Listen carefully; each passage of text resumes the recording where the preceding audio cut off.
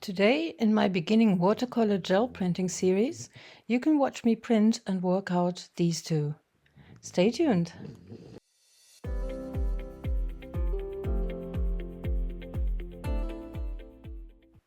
Hello Gelli fans! So these two that I made for the watercolor series that stretched a couple weeks are actually only partly made with watercolor. I hope you don't mind. These are mostly printed with acrylic inks and pigments, but they behave in many ways similar to watercolors on the gel plate, which you will see when I employ salt and water as effect mediums later.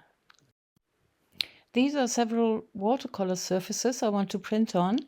I will list them in the info box below, as all other materials as well.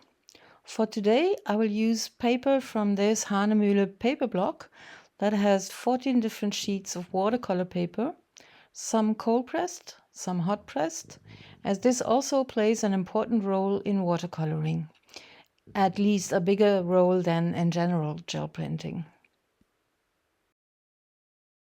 My gel plate is still a bit dirty, and these are hairs of my new dog. You know you have a new dog when its hairs appear in your art. These are a few brushes I will be using. To wet your paper beforehand, you can use this cheap China brush, or if you have it, this super expensive rosemary brush, and honestly, it's not that much of a difference. There are other nice brushes like this dagger, which I love, and other of various sizes. Also, a toothbrush is useful to sprinkle on water or watered down paint.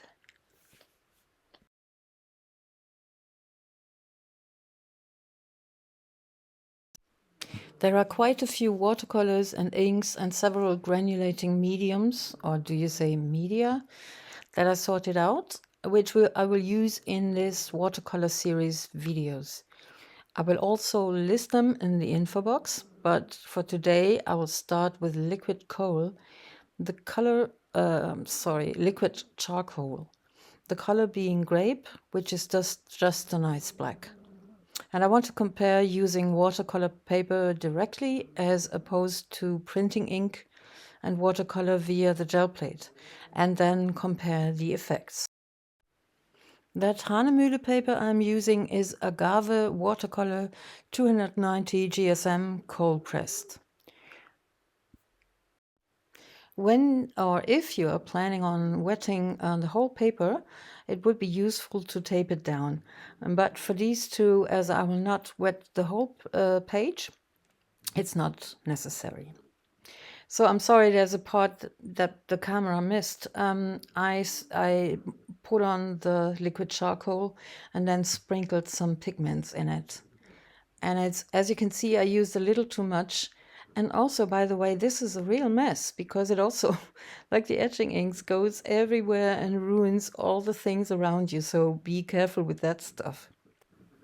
And as you probably saw, I put on some cling film for the cling foil effect. And I used just a little too much of the pigment, and I'm mad at myself, as often, and trying to get some of the stuff off with water again. By the way, if you don't recognize it, it's supposed to be a hill, and I'm making a tree now for it. This is the acrylic ink by Liquitex. It's a sepia tone, and I love it. I'm spreading it out with a watercolor pencil, size 2, I think, and just making something like a foliage shape and some roots. No, how do you call it? Roots? Trunks. God, that took a long time. I'm spreading out the ink. You can see it's really well pigmented. So I let it run a little so that the foliage gets darker on the underside.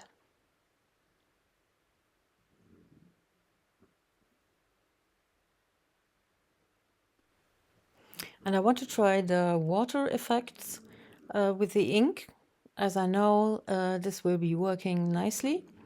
So I have this spray bottle with an adjustable nozzle, which is great so that you can have an uneven spray and uneven looks more natural. And you can see how it slowly spreads and make these nice little effects that remind me a little bit of salt effect. But it'll change. In some areas I'm taking just a little color off. I want the trunks a little lighter. Spray it again. And after a while it looks like this. I think that's very, very beautiful. I'm going to enhance it a little later.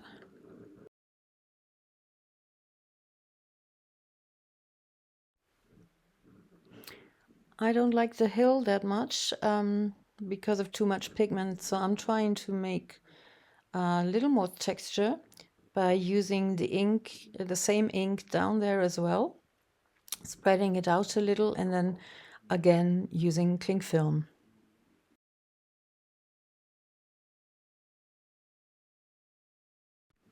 I'm pressing the cling film on as irregularly as I can do.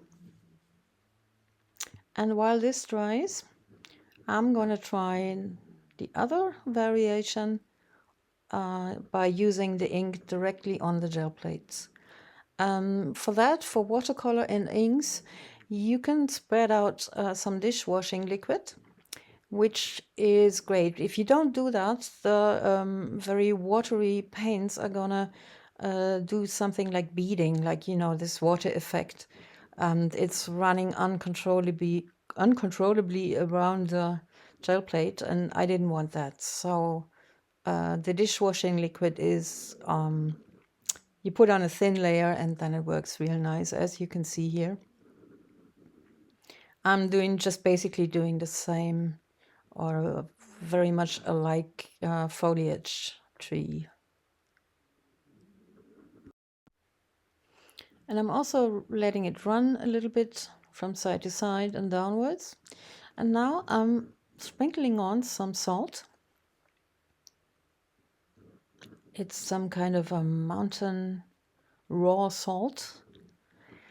And while this is drying, I'm revealing the cling film on the other one. And I still don't like it that much. It's just too dark. It doesn't have enough structure for me to inspire me to work it out.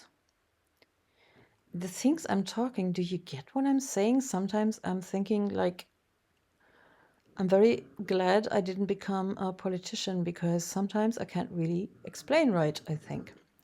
Well, I hope you can follow me. Back to the gel plate. I'm sprinkling on some gold pigment, which I like.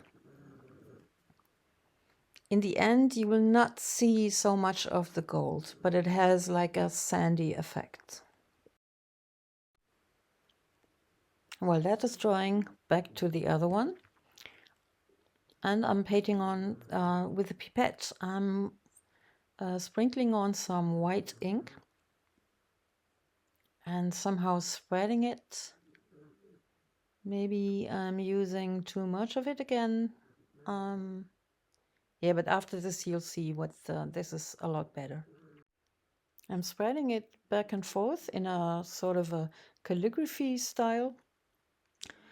But then the cling film is coming on again, so that will change the appearance.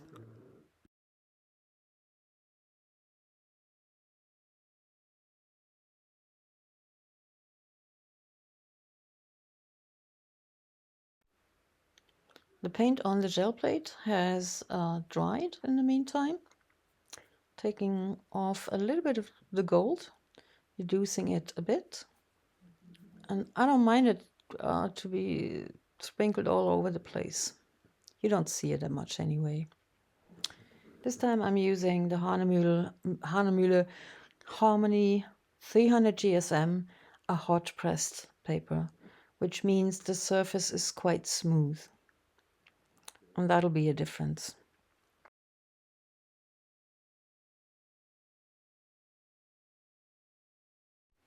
I have not made a hill yet, but I will already pick this up with a liquid acrylic paint by Lukas.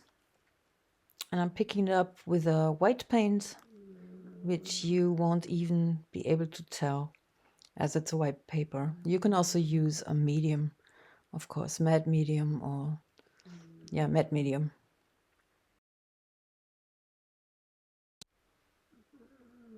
The paper is quite a bit smaller than the gel plate, so I'm trying to have the whole tree in the picture.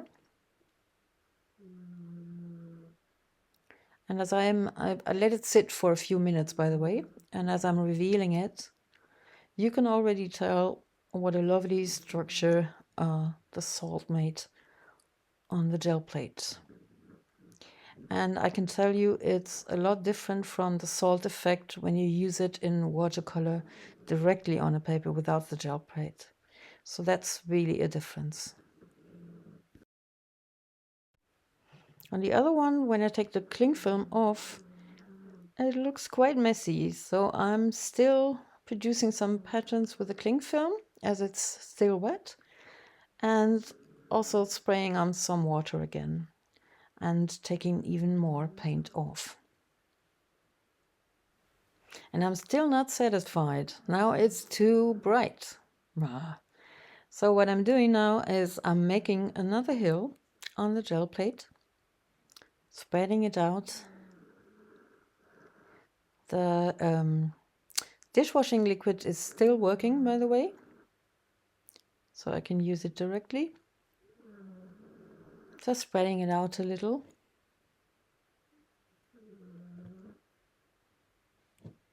And then printing it on my hill. Oh, that pigment made such a mess everywhere. But when I pick this up, now we're talking. This is an interesting structure. Yeah, and this is the other one, and I still don't have a hill for that, but I'm gonna do that later. Now I'm gonna work out the first one that I partly made directly on the paper and partly printed. And it has all those lovely structures. And it's, as you can see, there are between the tree and the hill in the sky, so to speak, there's a lot of paint that landed there, which is quite messy. This is a messy thing. But I have to say, I like it somehow. It looks, maybe there's some grasses growing there, or I don't know, something going on in the sky, and I will not erase that by painting white over it. Not everybody would probably like this messy business, but sometimes it produces nice effects. So I'm working with a walnut brown pencil here, just giving some shadows to the foliage and enhancing those very interesting watery structures inside the foliage.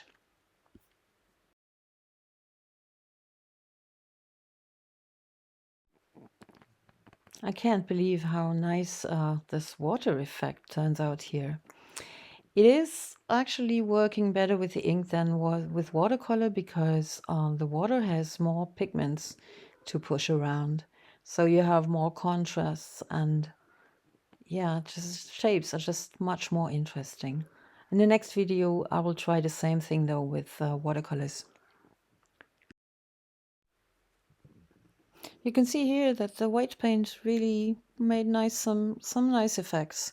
Although not much is left, the overall appearance, the overall texture is just more detailed.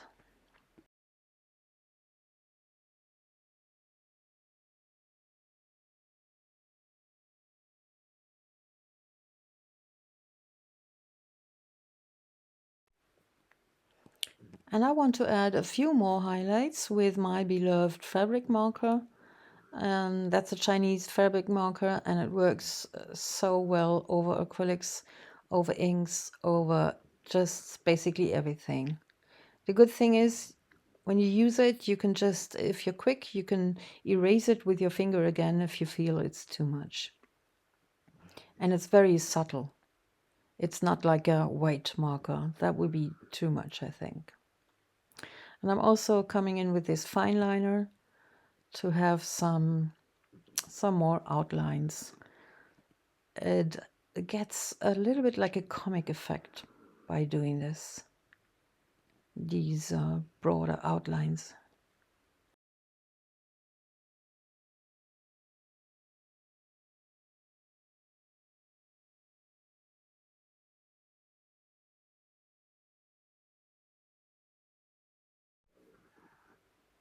Yeah, so I'm finishing this one. What do you think? I totally love it. I think it's really nice. Very happy about this messy one.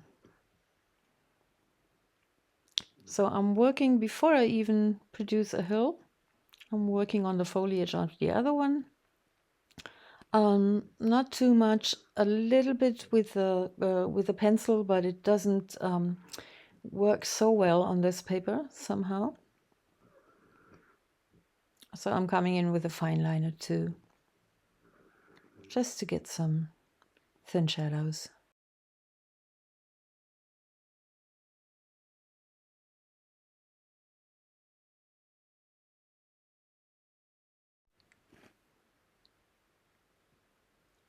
So now for the hill. Funny thing is, I have a rest of some watercolor printing I did. You will see this painting actually in the next video, in the next episode. And I have this kind of a wavy decalcomania structure left on the gel plate. I'm just holding it there to see if it would fit. And I decide I want to print it on there. And sorry, I think my dog is throwing up in the background. Yeah, so here, this is also a part that I obviously did not film the way I printed that watercolor hilly structure on my painting. And I think I picked it up with a medium, with a transparent medium. I'm not sure. Sorry, I missed that. And yeah, this is quite a lovely structure with a lot of grass and little bushes. And I'm just enhancing a little bit with a green pencil. And I also like the red part here. And yeah, some brown to go with the trees. And I promised you that I'm showing some of Anne Blockleek's techniques. You know, the well-known watercolor artist. She makes wonderful landscapes and flowers and whatnot. And if you're really into watercolor, you should get one of her books. She also explains her techniques a little bit. She also uses inks and granulating media, salt, water, and everything. So this is already a little bit her techniques, but of course in my style. And this is how the other one came out, and I like it. It's very soft and very subtle. What do you think? And here's an outlook to the next part of my watercolor Gelli Plate prints. So you can look forward to these colorful prints that I made and worked out. I'll see you next week. Bye.